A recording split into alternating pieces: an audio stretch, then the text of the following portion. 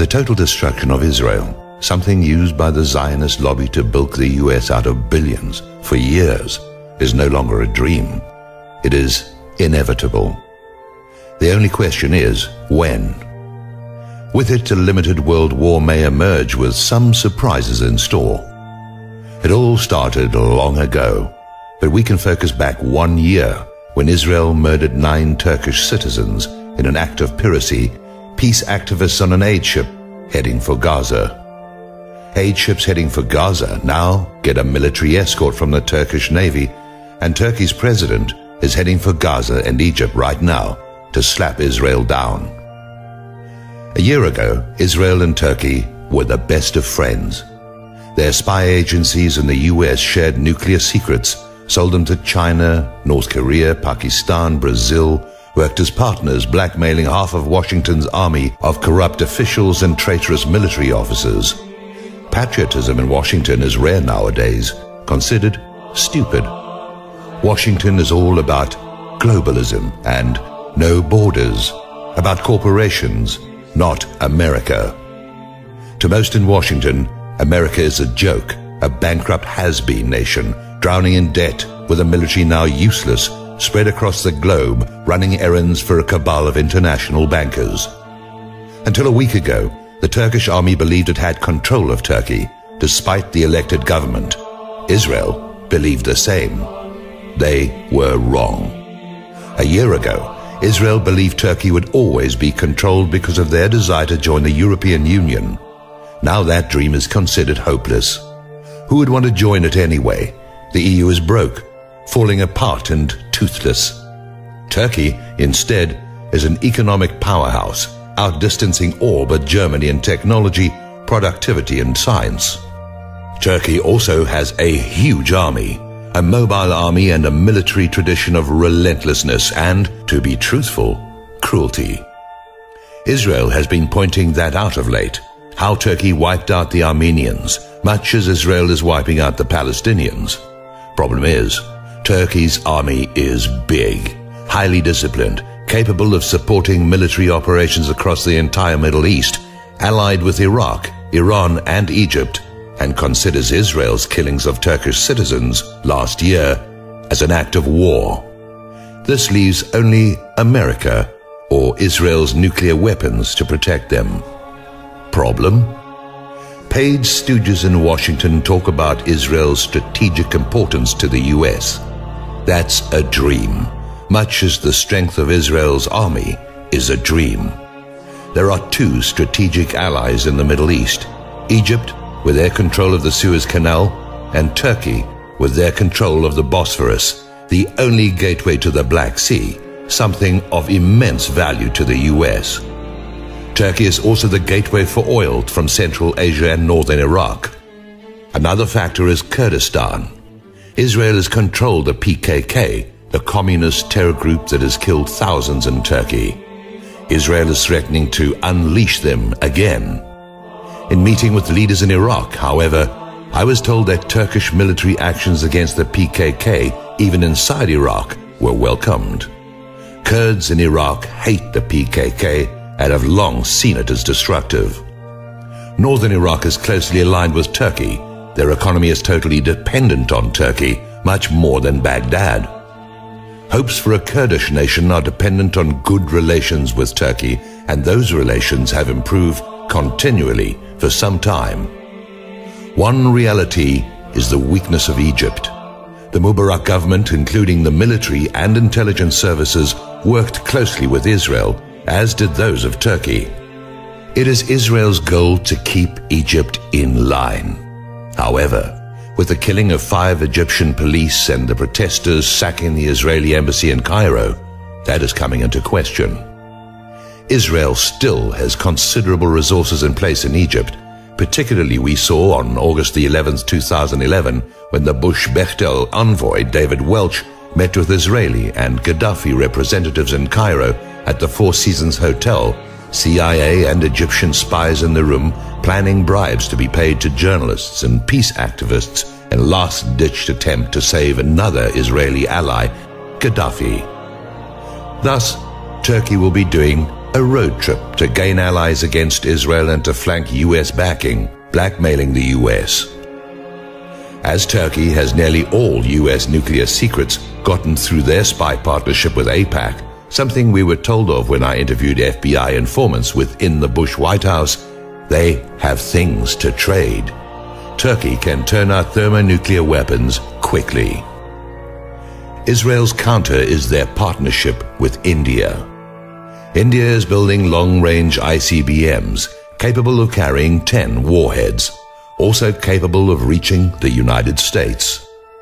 Israel has requested 10 of these missiles, giving them the capability of hitting the United States with 100 hydrogen bombs.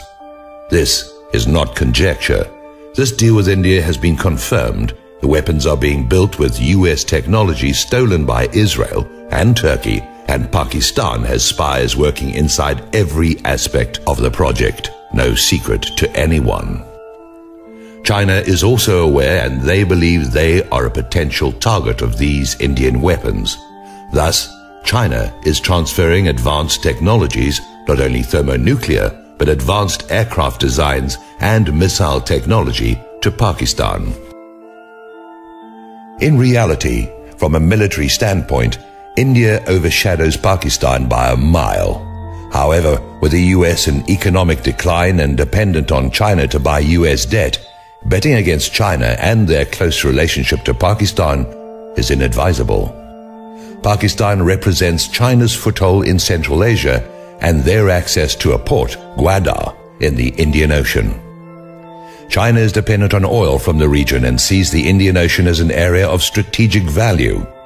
Pakistan is taking advantage of that. Russia is laughing themselves to death. They helped set up America to fall in Afghanistan, payback for America's support of the Mujahideen, and are enraged at the CIA and the US military for its role in flooding Russia with cheap heroin from Afghanistan.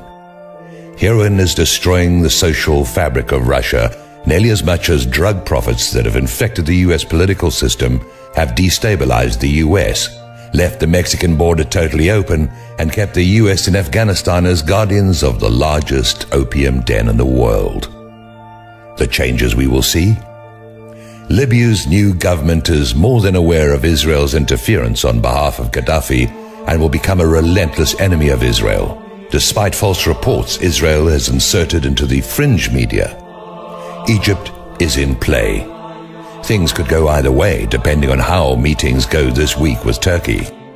With the UN vote on Gaza a given, the US will veto Palestinian statehood. Egypt and Turkey will be pushed together as US prestige in the region crashes. Israel's reaction under its repressive and reactionary Likud regime, under attack at home for economic failures, one after the other, will be to push for military action against Gaza. They may also wish to play in Lebanon, taking advantage of Syria's current weakness. This would be a mistake. Syria will not go down in flames like the Gaddafi regime. They are too vulnerable and will lose their place at the table, offset by Turkey, a nation that has an unpleasant history in the region lasting hundreds of years, a reputation Turkey is now trying to repair. This could also go either way. Israel still has nuclear weapons. Their nuclear advantage in the Middle East is now likely to make them a target. Turkey's army is more than a match for Israel, not even close. There is little expectation that Egypt will do more than posture, as their military under Mubarak became a defensive force only, infiltrated, as is Turkey's, with corrupt officers. What will happen? Israel, with all its planning, its involvement in 9/11, its very proven involvement in the 2003 invasion of Iraq and its machinations in not just Washington, but Cairo, Ankara, and other capitals across the region, is the big loser. Israel is now totally isolated and very much considered sacrificable by the US, despite continual pronouncement by members of Congress otherwise. When Israel had to turn against the Democrats, despite the fact that 79% of American Jews support the Democratic Party, and turn to the GOP and Christian Zionists for support, they bought friends they would never be able to trust. For years, American conservatives were known to hate Jews, ban them from organizations, maintain no Jews allowed policies at resorts and ritzy neighborhoods, all under the euphemism of restricted. Red states were always no Jews or niggers allowed after sundown. This may not be taught in history books, but it is real history just the same, and the generation of American Jews that remember real anti-Semitism, not the phony Abe Foxman kind, know who their real friends are. 9/11 isn't all we lie about. Turkey, not Iran, will be forced to go nuclear.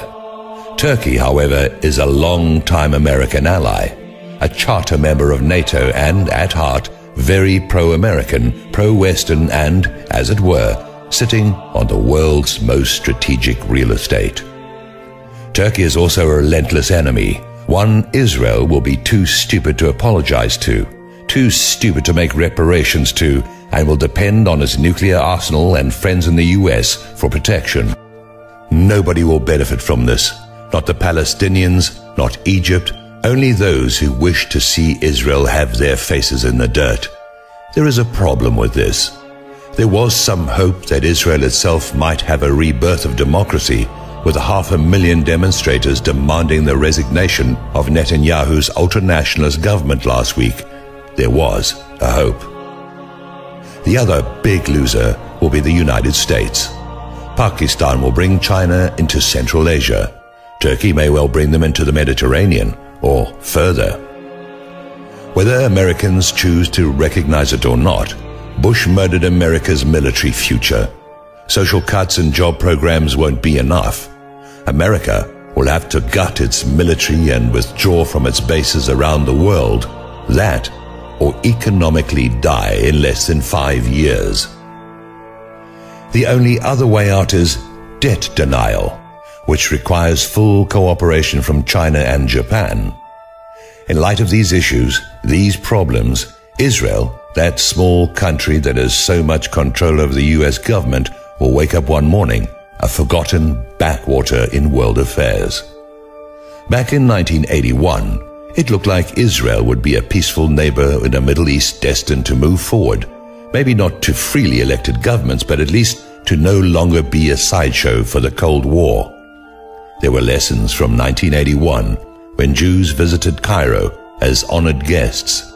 500,000 Israelis, homeless, underemployed, say they can no longer afford, even with the billions of dollars America is giving them, to try and run the world from a few acres of sand, now farmed by foreign workers. If Israel's extremist government continues its fear-mongering, helped along by AIPAC and the ADL in the United States, Israel will not survive. Israel will not die alone, not by a long shot. The problem is that there is no political leader in Israel or within the Zionist community in the United States that seems to care. The dream of world domination, as some of us have always seen, never left room for the survival of Israel or any other nation.